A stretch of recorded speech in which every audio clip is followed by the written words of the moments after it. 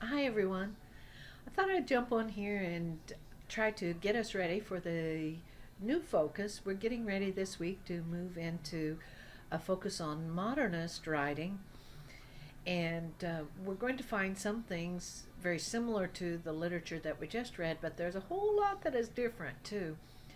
Um, I Earlier when I was trying to plan what I wanted to say, I had started to say, "Oh, we're going to do turn to poetry this week, modernist poetry, and you'll find that reading lighter." And then I just want to break into uproarious laughter because there's nothing light about the poetry that you're getting ready to look at. And I think what I meant was uh, you're going to find this a little easier to read or a little less time consuming, perhaps, for this week alone. But before we're ready for the poetry, what I'd like to do is just do a little bit of framing of what modernist means and some of the influences or some things to watch for as you're looking at the poetry. And then we'll be sticking with this unit for a few weeks so you'll be able to see some of the same themes as they appear in short fiction. So, first off, our textbook lays out some goals, identifying some characteristics and some cause and effect of modernists, differentiating between high art and lower art, or high modernism and low modernism, excuse me, and then becoming acquainted with some of the writers of the era. As you read the short introduction to the modernist period from your textbook, you'll see that the battle cry for this particular era is make it new. The emphasis during this era was breaking from the past. That included breaking traditions in art, in literature, in music, in industry and invention. There was a high intensity, a high feeling of um, being making whatever was there new for the new era and casting aside older traditions and accepted knowledge. Well, that's all great, of course, but it also caused the production of some anxiety as old forms fell away and new forms took their place. So the modernist era is also often referred to as the age of anxiety. On the screen before you are some of the characteristics of modernism. This is taken from Bright Hub Education, and I like the way these were laid out. So you'll notice, first off, the first thing emphasized is that break with tradition, which I've already mentioned. And then I'm going to jump to item number two because the philosophical groundwork for much of this literature is the belief that the world is created in the act of perceiving it. And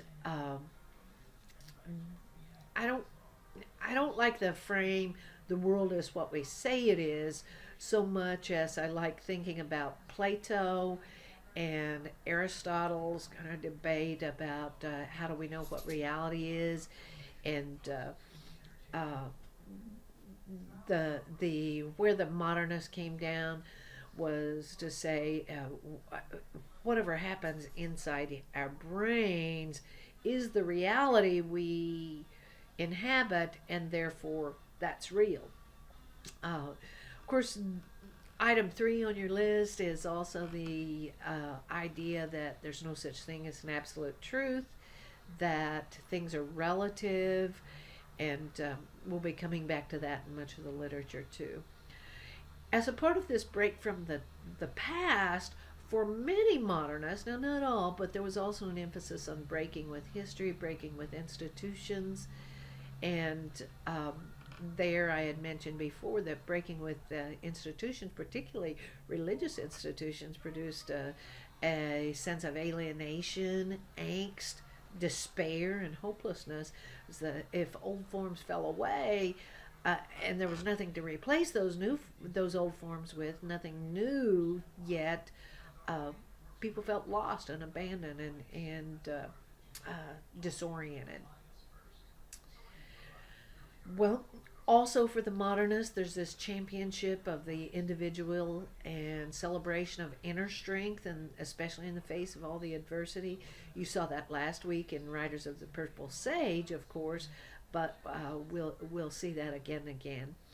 For many modernist writers, there's also a sense that life is random and unordered, and with the birth of psychology as a legitimate field of endeavor, there for many modernist writers, there's also a great deal of emphasis and interest in the subconscious mind and how that impacts external behavior.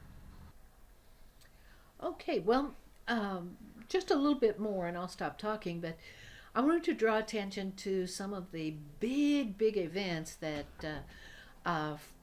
influenced the history and the development of art. And of course, the biggest thing that we think about in this era from 1914 to 1945 is the framing of that era with two world wars. So, World War One from 1914 to 1918 was the biggest global conflict the world had ever seen. And even though that was fought primarily on European soil, it most definitely impacted Americans. And even at the end of the war, as your textbook points out, there are so many hostilities and tensions that still existed. As you know, the World War II was followed upon by the what's called often the Roaring Twenties, an era of cutting loose in a lot of ways, and Gertrude Stein called that Roaring Twenties, or the writers of that time period, the lost generation, particularly those American writers who were so disillusioned with uh, post World War One that they wound up moving to Europe and becoming expatriate writers. And there were several of those who were pretty big name. T.S. Eliot is one. Gertrude Stein, of course, is another. But there were a lot of people who spent a lot of time in Paris with Gertrude Stein. Ernest Hemingway we'll look at, and artists and writers seem to just gravitate around her.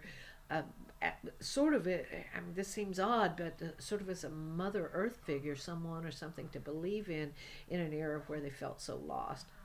Of course, as your textbook points out, and I'll scroll down just a little bit, not everything was grim and dismal. There were a lot of great advances in this early part of the century.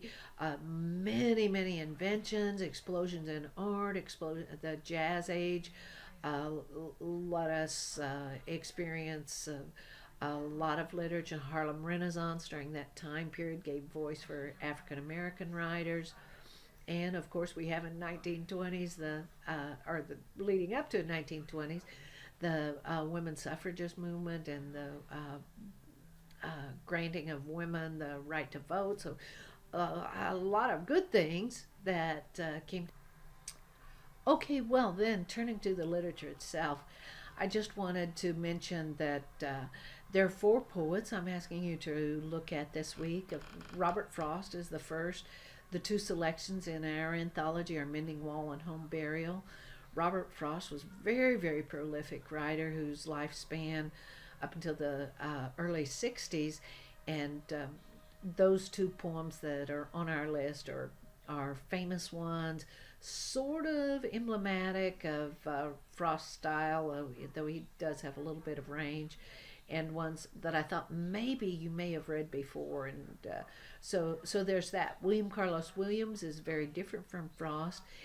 He is part of the Imagist movement, wherein his cry in poetry is that the poem does not have to be linked to heavy symbolic meaning, or nor does art, that being is its own reason for anything, and so he captures that in his little short poems, and I think you'll enjoy those.